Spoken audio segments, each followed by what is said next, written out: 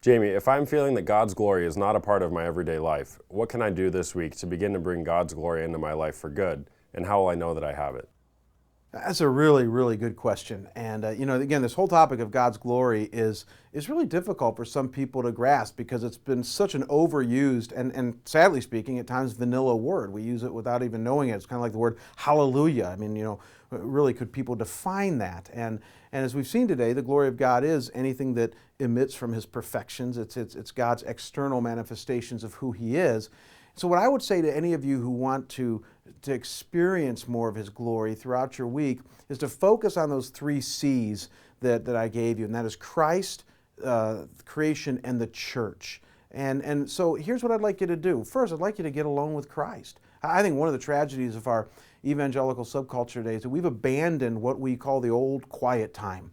I used to hear a lot of people talk about their devotional life, and Chuck Swindoll wrote devotionals, and we have My Utmost for His Highest, and so many resources today. But maybe recommit yourself to developing a devotional life in which you set a goal this week that 5 out of 7 days, say, that you're gonna spend a half an hour of uninterrupted time with the Lord, whenever it might be during the day. Even I, as your pastor, have to kickstart that because of my busyness on a regular basis.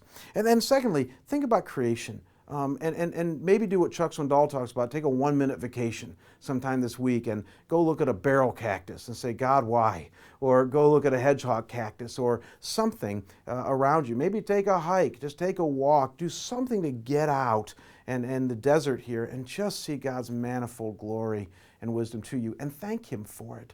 And then thirdly, and this is probably the hardest one for some of us, is experience his glory in the church. And the way you got to do that is you got to fellowship and you got to serve.